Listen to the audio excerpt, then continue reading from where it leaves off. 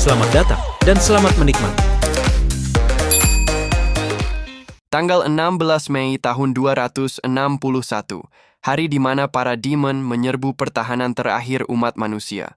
Hasilnya, umat manusia dimusnahkan. Si Chen, seorang awakened dengan kelas Lightning Assassin, menjadi yang terakhir bertahan.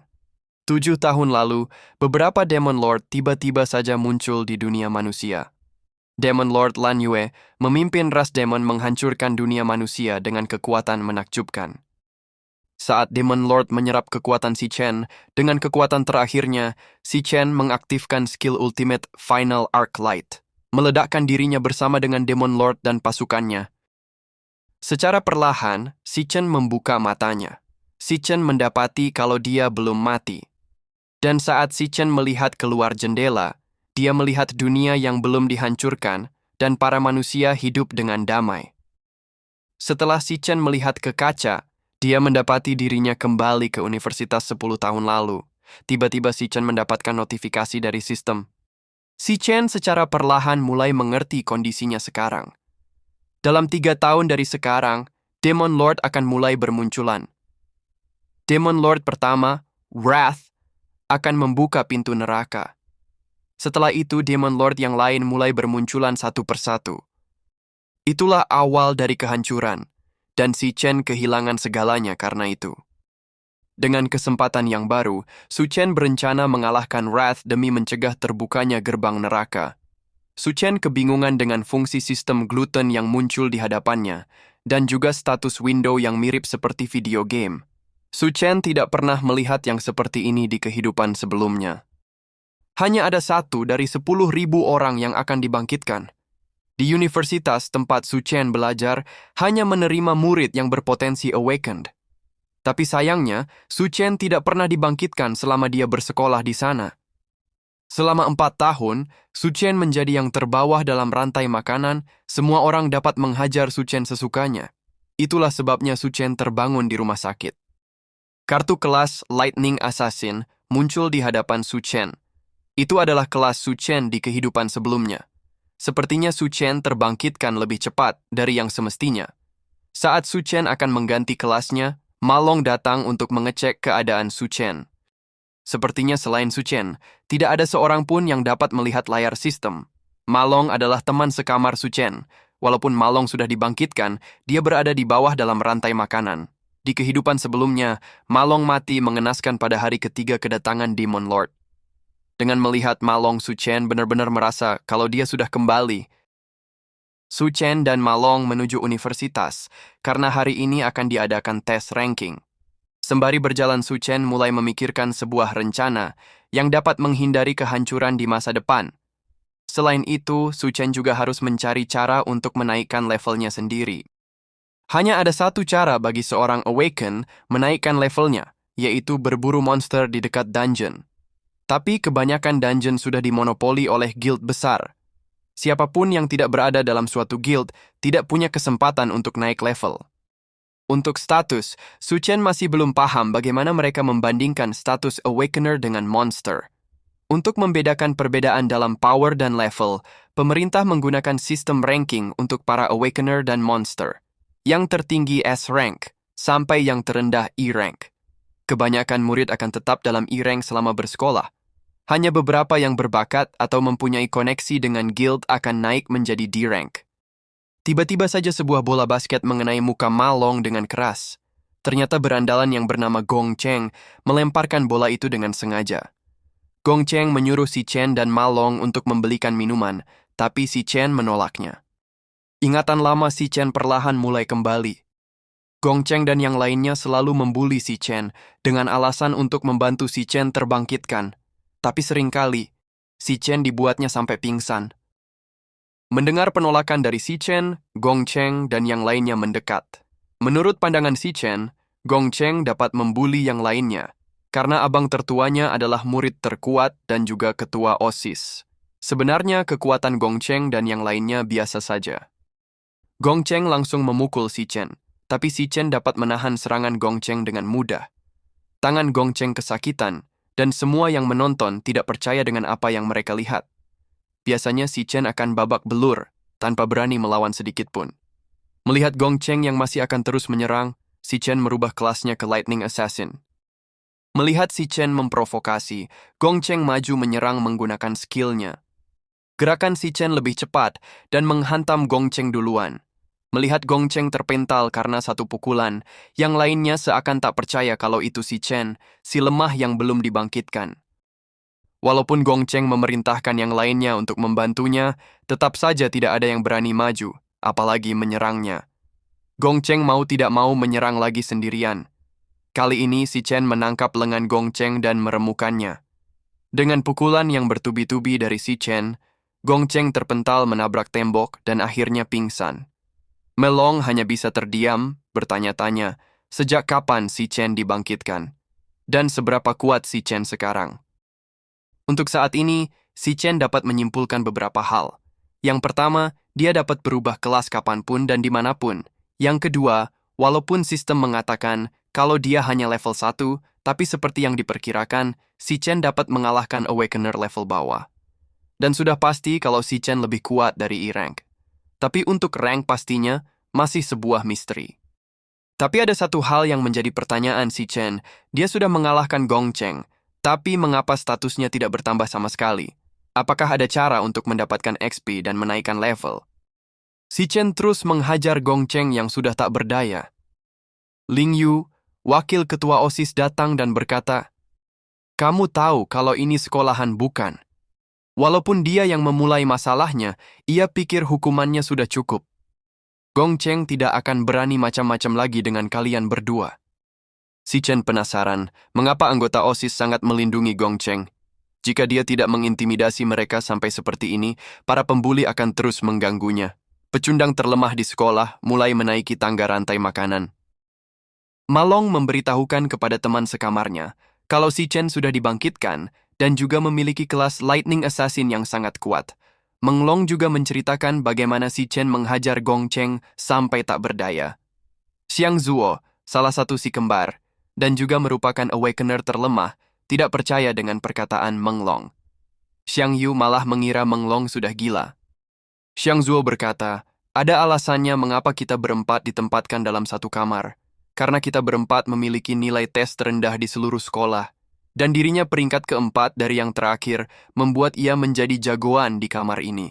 Setiap orang hanya akan dibangkitkan sekali seumur hidupnya.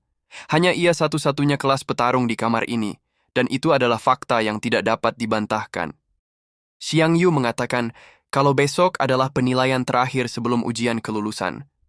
Di saat itu, semuanya akan menjadi lebih jelas. Training Den, Dungeon E-Rank.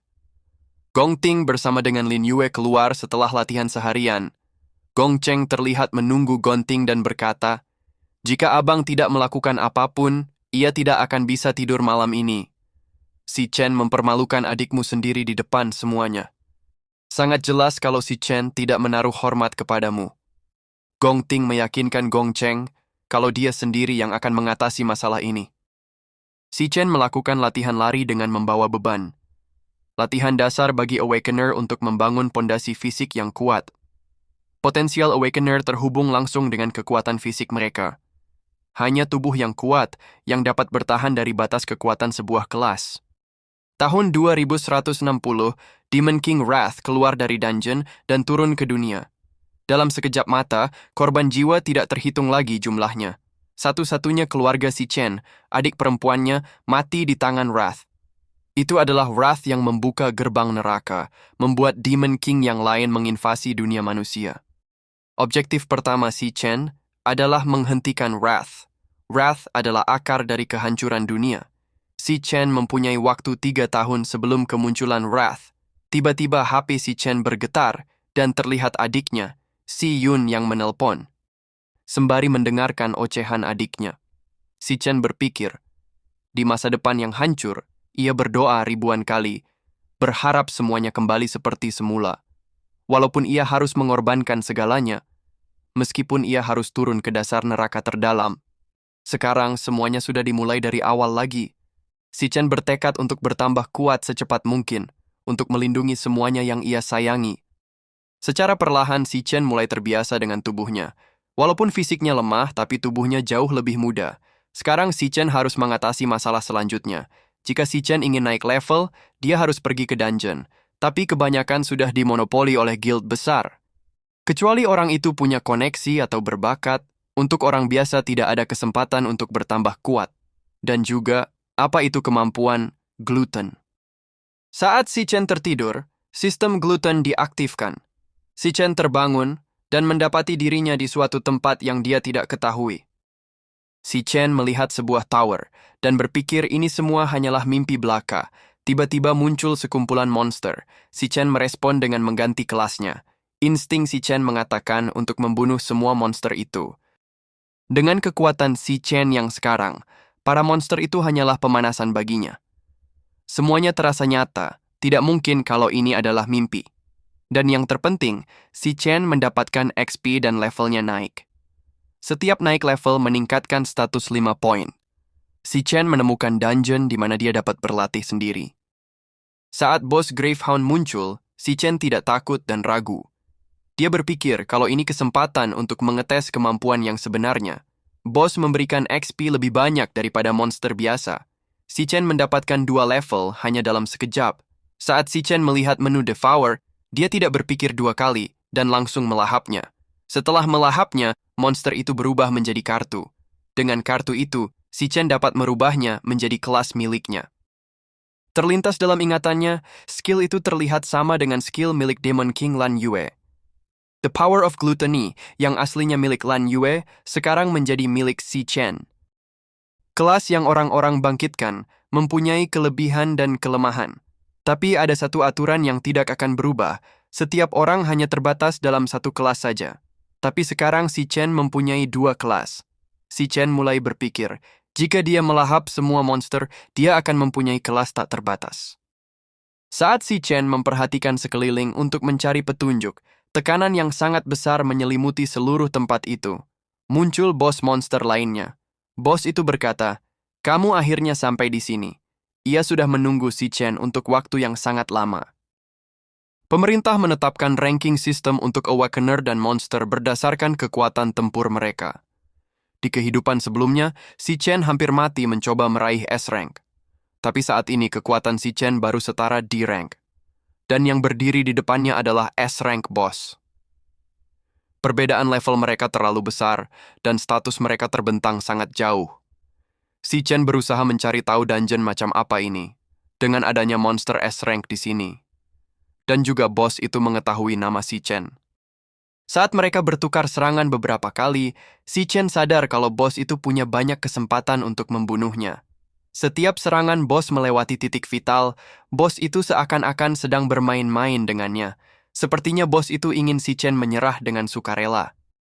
Bos itu mengatakan, Si Chen harus berpikir dengan hati-hati atas apa yang akan ditawarkan olehnya.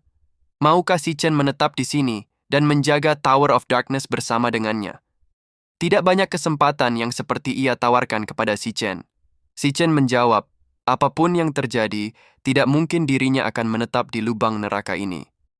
Kecewa dengan jawaban Si Chen, bos itu langsung menebas Si Chen dan berkata, "Jangan pikir dirinya tidak akan membunuh kamu." Satu-satunya alasan ia bersabar, karena Si Chen adalah satu-satunya orang yang mencapai tempat ini. Dirinya akan bertanya sekali lagi, tinggal di sini atau lenyap bersama kegelapan? Si Chen menjawab, ia memilih untuk membunuh kamu. Setelah beberapa kali bertukar serangan, Si Chen mulai memahami pola serangan bos itu. Sebelum setiap ayunan, ada jeda waktu sepersekian detik. Si Chen akan menggunakan kesempatan itu untuk mengincar pergelangan tangan bos itu, memprediksi arah serangan dan menghindar. Setelah bos itu menyerang, kesempatan itu harus digunakan. Jika hitungan temponya benar, bos itu akan tanpa pertahanan saat diserang. Serangan Si Chen mengenai jantung bos dengan telak. Walaupun tidak mungkin bagi D-rank membunuh S-rank, setidaknya bos itu tidak akan dapat bergerak untuk beberapa waktu. Karena bos itu cepat, Si Chen tidak punya kesempatan untuk menjaga jarak sampai sekarang. Beberapa detik, itulah yang Si Chen butuhkan untuk melarikan diri. Si Chen bergerak cepat menuju arah cahaya, yang diperkirakan sebagai pintu keluar. Sesaat sebelum Si Chen menyentuhnya, cahaya itu menghilang. Tiba-tiba saja bos itu sudah mempersempit jaraknya. Bos itu berkata, sangat tidak beruntung. Yang Si Chen serang adalah bayangan yang ia buat sebelumnya. Pintu keluar yang Si Chen cari tidak pernah ada. Tempat ini bukan dungeon monster. Ia memuji Si Chen yang dapat menemukan kelemahannya dengan cepat. Walaupun dalam tekanan keputusasaan, Si Chen dapat dengan tenang menganalisa situasi dan meresikokan nyawa demi keberlangsungan hidup. Si Chen benar-benar yang terpilih, yang akan membawa cahaya harapan. Si Chen terkejut melihat wujud asli bos itu. Si Chen pernah melihatnya. Itu adalah wujud dari Demon King, Lan Yue. Di kehidupan sebelumnya, pertarungan Si Chen yang terakhir adalah melawan Lan Yue. Dalam pertarungan, Lan Yue terus berubah-ubah antar beberapa kelas yang sangat kuat. Dan Si Chen mengingat dengan jelas di antara kelas itu, terlihat sama seperti ini. Yang berarti dia pasti dilahap oleh Lan Yue Gluttony, dan sekarang Power of Gluttony bergabung dengan tubuhnya. Si Chen akhirnya menyadari kalau tempat ini berada di dalam tubuhnya. Bos itu mengatakan, tidak hanya Si Chen bertahan dalam tekanan, tapi Si Chen juga mempunyai pikiran yang tajam. Si Chen telah membuktikan kelayakan Si Chen di sini. Ini adalah kunci menuju Tower of Darkness. Lan Yue sudah melahap demon yang tak terhitung lagi jumlahnya. Yang terkuat di antara mereka juga tersegel di dalam tower. Lahap mereka semua dan bertambahlah kuat. Biarkan mereka menjadi sumber kekuatanmu. Bahkan di antara demon, ada yang namanya perbedaan moralitas. Demon King Lan Yue membantai seluruh anggota klannya atas keserakahan mereka. Dirinya sudah menunggu kesempatan untuk membalaskan dendam, dan akhirnya tiba juga waktunya. Orang itu memang benar. Kamulah satu-satunya harapan, yang mempunyai kesempatan untuk berhasil. Semua jawaban ada di dalam Tower of Darkness. Pergi dan carilah mereka untuk dirimu sendiri. Sekarang ambillah kekuatan ini dan balas dendam terhadap mereka. Mulai dari sekarang kamu tidak akan terkalahkan. Buka pintu Tower of Darkness, dan lahap semua yang ada di dalamnya. Demon yang lain tidak akan berbelas kasihan seperti dirinya. Mereka semua adalah demon yang terlicik dan terganas yang pernah ada. Tapi kamu Si Chen harus bertahan, menaklukkan semuanya, dan berdiri di puncak dunia. Sampai kamu akhirnya melahap semua Demon King. Hanya orang seperti itu yang pantas untuk menggunakan kekuatannya. Si Chen melahap bos itu dan naik level. Si Chen juga mendapatkan Fiendish Netherbone Sword. Si Chen pun berjanji akan menyelesaikan permintaan terakhir bos itu dan membalaskan dendamnya. Si Chen terbangun dan mendengar kalau hari ini tes penentuan ranking. Semua lukanya sembuh sepenuhnya. Sistem menunjukkan apa yang terjadi dalam mimpinya, ditambah lagi semua yang Si Chen dapatkan dalam mimpi juga ikut di dunia nyata. Level Si Chen menjadi 10. Entah rank apa yang akan dia dapatkan nanti. Xiang Zhu menghampiri Si Chen dan berkata, semalam seseorang menceritakan seberapa kuat kamu sekarang. Kamu tidak berencana mengambil posisi miliknya sebagai yang terkuat di kamar bukan. Tes ranking akan segera dimulai. Mari kita lihat seberapa kuat kamu sekarang. Sepertinya di dalam asrama kita semua E-rank, tapi jangan lupa kalau setiap rank dibagi menjadi 3 tingkat. Kalian hanya sekumpulan tingkat rendah, di mana dirinya adalah tingkat menengah. Ada perbedaan kekuatan yang besar di antara setiap tingkat, yang berarti dirinya dapat mengalahkan 10 orang seperti kalian. Dan siapa juga yang tahu, dirinya sudah lama tidak dites, barangkali saja ranknya meningkat lagi. Malong berbisik kepada Si Chen, kamu harus habis-habisan nanti. Coba dapatkan D-rank, itu akan cukup untuk membuat mereka ketakutan setengah mati. Tiba-tiba muncul anak buah Gong Cheng dan menatap mereka dengan ganas.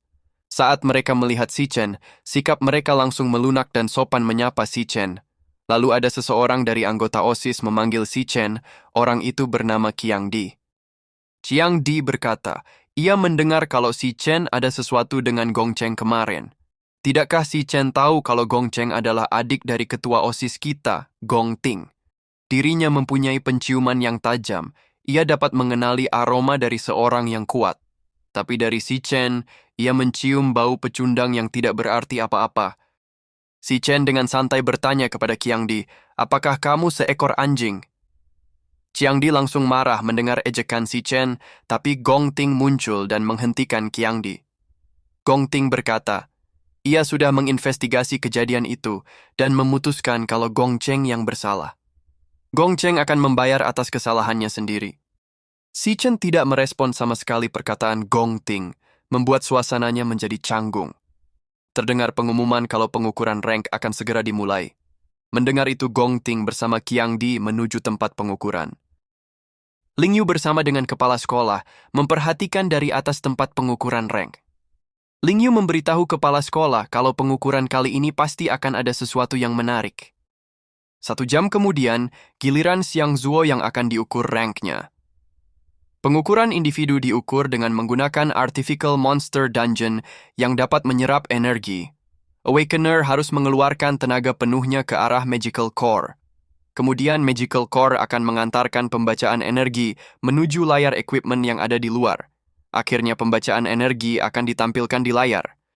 Selain ranking, dapat juga untuk mengukur data yang lain. Potensial, ranking tertinggi yang dapat dicapai oleh Awakener di masa depan. Awakener dengan potensial yang tinggi akan mendapat perhatian lebih dari pemerintah. Dengan demikian, potensial Xiang Yu, Ma Long, dan Xiang Zhu adalah C-rank. Tidak berapa lama, seseorang mendapatkan potensial B-rank. Qiang Di mendapatkan D-rank dengan potensial A-rank. Sudah 8 orang yang mendapatkan D-rank hari itu. Para profesor cukup terkejut melihat banyaknya D-rank pada tahun ini. Biasanya hanya ada 2 atau 3 D-rank setiap tahunnya. Jika terus berlanjut, mungkin ada sejarah baru dalam pengukuran tahun ini. Akhirnya, yang ditunggu-tunggu oleh kebanyakan orang, pengukuran rank dan potensial dari Gong Ting. Gong Ting bukan saja sebagai ketua OSIS, dia juga pewaris dari Guild Imperial. Pada pengukuran 2 tahun lalu, Gong Ting mendapatkan D-rank. Sesampainya di dalam, Gong Ting berencana akan menahan kekuatan penuhnya. Dia hanya akan mengungkapkan kekuatan aslinya pada saat tes pertarungan kelulusan untuk meninggalkan kesan yang baik. Biarpun dia menahan diri, Gong Ting yakin kalau dia tetap yang terbaik dari seluruh sekolah. Hasilnya pun akhirnya keluar.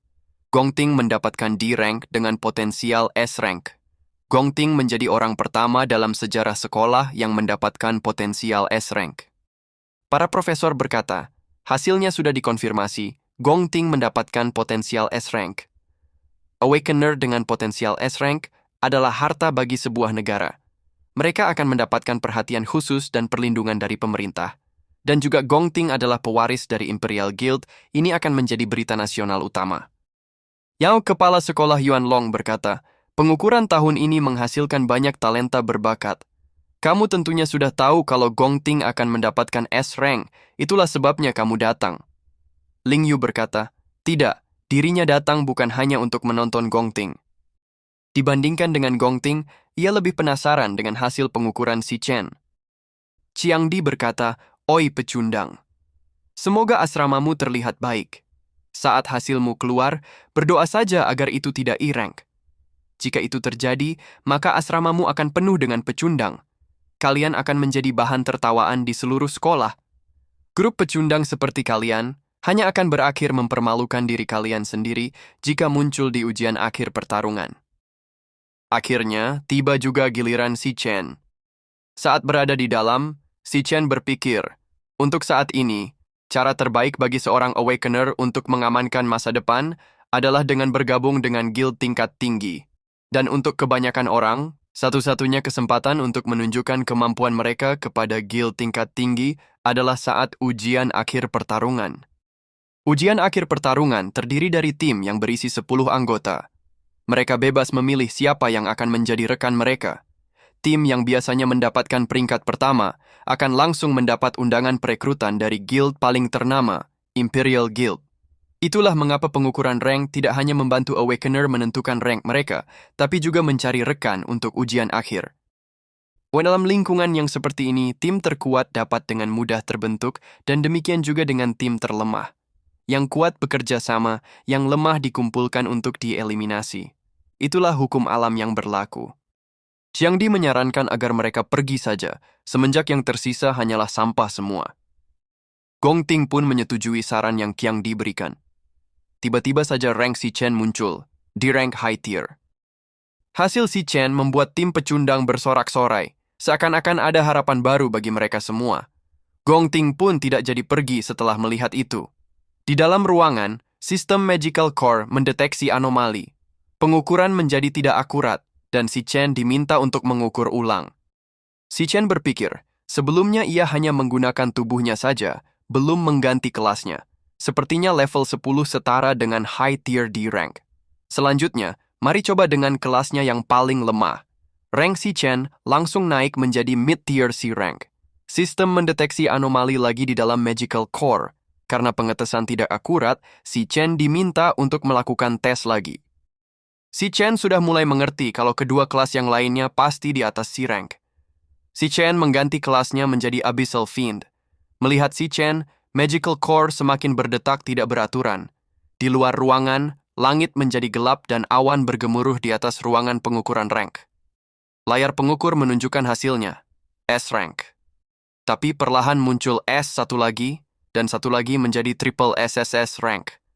Mesin pengukur pun meledak karena melewati batas kapasitas. Saat profesor masuk, Magical Core sudah mati, dan si Chen baik-baik saja. Sepertinya si Chen mendorong kemampuan Magical Core terlalu jauh, dan akhirnya rusak. Tapi si Chen berhasil melahap Magical Core yang sudah mati itu. Saat si Chen sudah keluar, dia mengaktifkan Magical Core, dan dapat melihat semua rank yang dimiliki para siswa. Termasuk Gong Ting yang menyembunyikan ranknya. Kedua profesor memberikan pengumuman. Magical Core sepertinya bekerja terlalu keras dan akhirnya mati. Untuk pengukuran selanjutnya akan ditunda. Pengukuran data si Chen mungkin telah korup dan akan dilaporkan ke kepala sekolah. Untuk yang belum diukur, datang kembali besok hari. Saat si Chen turun, disambut oleh Malong dan yang lainnya. Qiangdi dengan sinis berkata, dirinya tahu kalau si Chen adalah sampah yang tidak mungkin C rank, apalagi potensial S rank. Sekarang si Chen mengacaukan Magical Core dan tidak ingin bertanggung jawab. Karena si Chen banyak siswa yang tertunda dan harus menunggu sampai besok. Bagaimana si Chen mengganti rugi waktu kita yang terbuang sia-sia? Si Chen yang merasa risih, berencana untuk menghajar Qiangdi. Tapi Gong Ting muncul dan menghentikan Qiangdi. Gong Ting berkata, si Chen seharusnya bergabung dengan tim miliknya. Dengan begitu kita akan bersama dalam ujian akhir pertarungan. Bersama, kita pasti akan mencetak skor tertinggi dalam sejarah. Melihat Gong Ting mengajak si Chen ke dalam timnya, membuat Qiangdi menjadi cemas. Dia takut kalau salah satu anggota tim akan dikeluarkan demi si Chen. Bagi Qiangdi, berada dalam tim Gong Ting adalah kepastian menjadi juara satu di ujian akhir pertarungan. Mau tidak mau Qiangdi berusaha sopan ke si Chen agar dia aman dan tidak dikeluarkan dari tim. Tapi si Chen langsung menepis tangan Qiangdi dan menolak ajakan Gong Ting. Qiangdi memberitahu kalau tim Gong Ting adalah yang terkuat di sekolah. Tapi si Chen tidak peduli dan memperingati Qiangdi agar jangan berisik dan jangan mengganggunya lagi. Kejadian itu menjadi perbincangan murid di sekitar mereka. Banyak yang beranggapan kalau si Chen juga mengincar peringkat pertama, karena ranknya juga cukup tinggi. Kepala sekolah menyayangkan mereka berdua tidak dalam satu tim. Kepala sekolah berharap rekor baru yang akan tercipta di tahun ini. Ling Yu yakin akan sangat menarik ke depannya. Gong Ting adalah anak yang sudah dimanja sedari lahir, menolak tawarannya sama dengan deklarasi perang. Dan juga Gong Ting bukanlah orang yang suka memaksa. Gong Ting dengan serius berkata, apa mungkin pengukurannya tidak salah? Walaupun ada kemungkinan 1:1.000.000, ia tidak akan membiarkan siapapun merebut peringkat pertama darinya. Qiangdi berkata, si Chen hanyalah murid biasa tanpa pengalaman bertarung, sedangkan kita adalah Awakener elite yang sering masuk dungeon. Dirinya yang akan memberinya pelajaran. Gong Ting berkata, apapun yang akan kamu lakukan terhadap si Chen, itu tidak ada hubungannya dengan dirinya. Qiangdi langsung mengerti apa yang Gong Ting maksudkan. Sambil berjalan di luar sekolah, si Chen memikirkan kehidupan sebelumnya. Salah satu dari guild besar sedang menyerang dungeon di luar negeri. Di dalam dungeon itu, mereka berhadapan dengan monster yang jauh lebih kuat dari apapun yang mereka pernah hadapi selama ini, dan di sana mereka bertemu dengan Demon King Wrath. Guild itu habis tak bersisa. Lalu Wrath keluar dari dungeon itu dan turun ke dunia manusia. Hanya itulah informasi yang dia punya. Di dalam kehidupan ini, untuk menemukan lokasi pasti dungeon di mana Wrath berada secepatnya, si Chen mempunyai sebuah rencana. Dan untuk memulai rencana itu, dia membutuhkan uang yang sangat banyak. Guild the Mithrils akan menjadi tempat perdagangan Awakener terbesar di masa depan. Senjata dan equipment yang dipakai Awakener akan menjadi faktor penting untuk menunjang kemampuan mereka. Di tempat inilah jual beli equipment akan menghasilkan uang dengan sangat cepat. Seorang manajer toko yang menilai item milik si Chen meremehkan si Chen karena item itu ranknya rendah. Seorang pelayan yang bernama Xiao Li mengenali item itu dari dropan Monster Gravehound yang dapat digunakan sebagai pembuatan tongkat sihir atau sebagai bubuk alkemi. Manajer itu dengan sombong berkata, "Tempat kita beroperasi dengan sistem VIP. Klien kita adalah Awakener terkenal. Dirinya hanya menangani item di rank ke atas." Manajer itu menyerahkan transaksinya kepada Xiao Li. Setelah dihitung-hitung, si Chen mendapatkan $18.000. Menurut si Chen, uang itu hanya cukup untuk sekolah saja sekarang. Lalu si Chen mengeluarkan pedang yang dia dapatkan sebelumnya dan meminta untuk dinilai harganya. Xiaoli mengakui kalau belum pernah melihat yang seperti ini dan memperkirakan pedang itu setidaknya B rank atau A rank. Manajer tidak percaya dengan rank pedang itu yang tidak mungkin A rank atau semacamnya. Muncul King Zi, ketua Guild Mithril. King Zi berkata, pedang itu sudah jelas berasal dari Abyssal Land. Pedang itu adalah senjata S-rank. King Zi langsung menyalami si Chen dan mengundangnya untuk ikut bersamanya menuju ruangan VIP. Ternyata King Zi adalah orang yang ingin ditemui oleh si Chen. Qiang Zi bertanya kepada si Chen, berapa harga yang si Chen minta untuk pedang ini? Si Chen menjawab, 1 juta. Qiang Zi berkata, apakah si Chen tahu kalau A-rank equipment terjual di kisaran jutaan? S-rank equipment setidaknya berharga 10 juta di market. Senjata ini dapat menyebabkan kekacauan karena terlalu berharganya. Si Chen berkata, ia ingin menggunakan pedang ini sebagai jaminan untuk mendapatkan pinjaman sebanyak 1 juta. Ia akan membayar kembali dalam 1 bulan.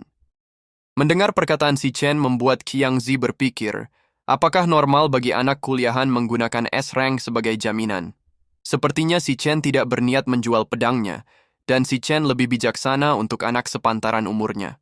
Apakah si Chen anak orang kaya yang lari dari rumah, atau seorang jenius yang menyembunyikan kemampuannya? Bagaimanapun juga, sudah jelas kalau si Chen bukan anak biasa. Si Chen mengatakan ia akan membayar hutangnya dalam sebulan, dan ia juga akan menambahkan bunga 10%. Apakah penawarannya terdengar bagus? Qiang Zi meminta Xiao Li untuk keluar sebentar.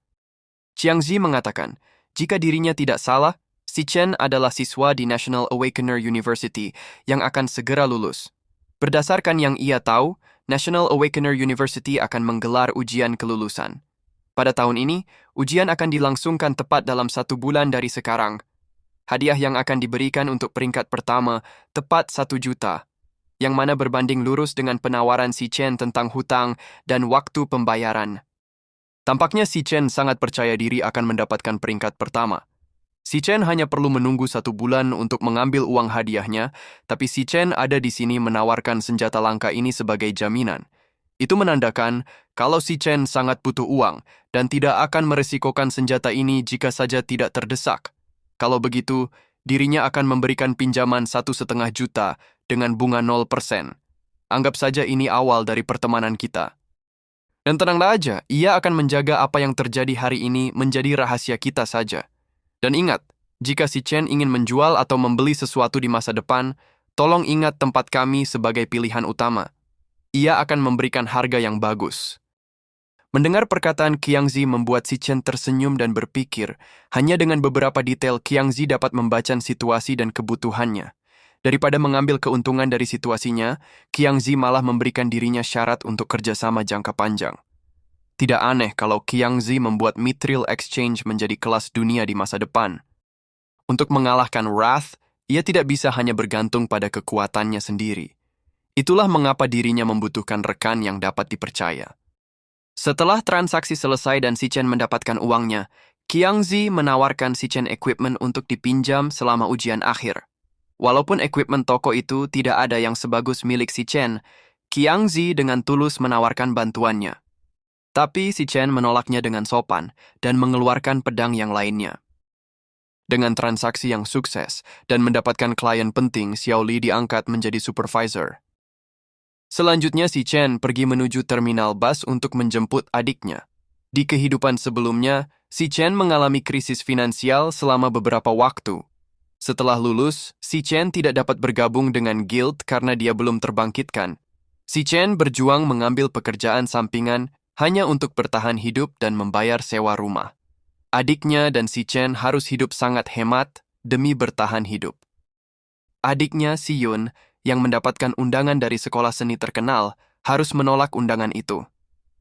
Si Yun hanya ingin dekat dengan si Chen dan tidak ingin membebani si Chen dengan biaya tambahan lainnya.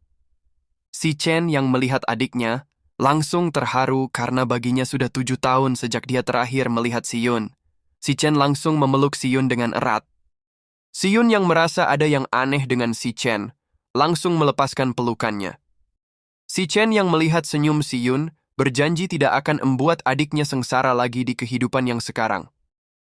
Di suatu gang sempit, Qiangdi bersama dengan para kroco menunggu si Chen di arah pulang ke rumahnya. Qiangdi berkata, "Pergilah bersembunyi. Di saat si Chen muncul, kita akan menyergap dia. Dirinya akan memastikan si Chen mengerti apa akibatnya jika berurusan dengan dirinya." Para kroco memperingatkan Qiangdi kalau mereka akan dalam masalah jika terjadi sesuatu. Qiangdi dengan marah berkata, ia hanya ingin memberikan si Chen pelajaran. Kelakuan si Chen membuatnya kesal. Ereng sampah itu berpikir kalau dia sireng dan berlagak sombong sekarang. Jika dia sudah babak belur, kalian harus memberikan sisanya kepada dirinya.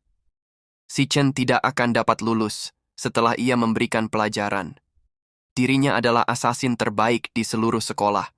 Tunggu saja si Chen, ia akan menghajar dia habis-habisan.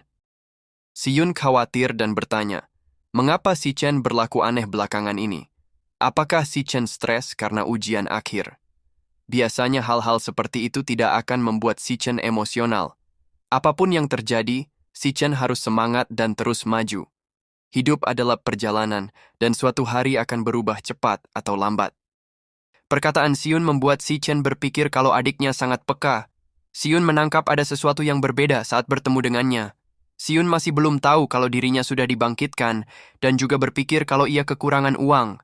Walaupun si Chen meyakinkan Si Yun agar jangan khawatir, Si Yun berpikir kalau si Chen sedang berbohong karena menjaga harga diri. Sepertinya si Chen menjadi lebih tenang saat bertambah dewasa.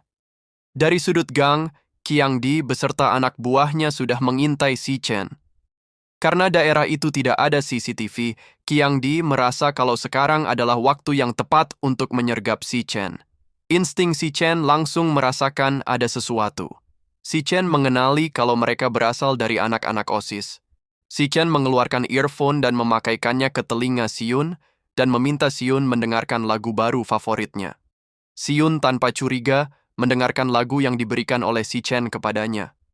Si Chen langsung berbalik badan dan dapat melihat rank mereka menggunakan skillnya. Dengan marah si Chen mengganti kelasnya dan berpikir, di tahun 2160, ia kehilangan satu-satunya anggota keluarganya. Sekarang ia terlahir kembali dan dapat bertemu Si Yun lagi. Sudah 7 tahun berlalu bagi dirinya, dan ia dapat berkumpul dengan Si Yun lagi. Beraninya kalian semua datang dan merusak momen ini. Dirinya akan menghajar semua yang mengganggu dirinya, terutama yang berusaha melukai Si Yun. Qiangdi mulai panik dan ketakutan. Dia tak menyangka kalau si Chen akan sekuat ini. Qiangdi yang merasa dirinya asasin terkuat, menggunakan upaya terakhir untuk menghadapi si Chen, tapi si Chen dengan cepat menghajar Qiangdi tanpa ampun dengan memukulnya bertubi-tubi. Qiangdi terpental dan babak belur dibuat si Chen. Si Chen menghampiri Qiangdi dan berkata, ia sudah pernah berkata dengan jelas, jangan pernah mengganggu dirinya lagi. Bagian mana yang kamu tidak mengerti? Qiangdi yang sudah babak belur memohon ampun kepada si Chen. Si Chen menarik Qiangdi dan mengancam akan membunuhnya jika Qiangdi masih terus berbicara. Qiangdi dapat melihat mata si Chen yang serius akan membunuhnya dan merasakan niat membunuh yang sangat besar dari si Chen. Si Chen berkata, kamu sebaiknya ingat ini dalam otakmu, setiap kata-kata dirinya. Kalian sampah tidak berguna dapat membusuk dimanapun, dan ia tidak peduli. Tapi kalian lebih baik tidak mengganggu dirinya lagi. Jika kalian mencoba melukai adiknya, atau bahkan muncul di hadapan dia, kalian satu persatu akan dibuatnya menghilang selamanya. Apakah kamu mengerti? Qiangdi mengangguk sembari meneteskan air mata, dan Si Chen melepaskannya. Sedangkan Siun yang sedang mendengarkan lagu yang diberikan Si Chen, merasakan kesedihan seakan-akan mendengarkan isi hati Si Chen. Saat Siun membalikkan wajahnya, dia melihat Si Chen yang sudah mempersiapkan hadiah untuknya. Ternyata hadiah itu adalah pen holografik yang diimpikan oleh Siun. Melihat adiknya tersenyum bahagia, Si Chen mengingat kembali di kehidupan sebelumnya, di mana dia gagal melindungi Siun. Saat ini Si Chen bertekad untuk menjaga Siun beserta dengan mimpinya. Sesampainya di rumah, Siun memainkan pen holografik dengan gembira. Itu membuat Siun khawatir akan Si Chen yang membuang-buang uang, padahal mereka belum membayar sewa rumah. Si Chen mengatakan kalau dia sudah membayar sewa rumah penuh selama setahun berkat usaha bersama dengan temannya.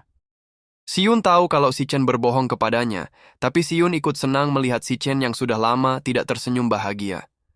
Siun mengingatkan Si Chen, apapun yang terjadi, jangan terlalu memaksakan diri.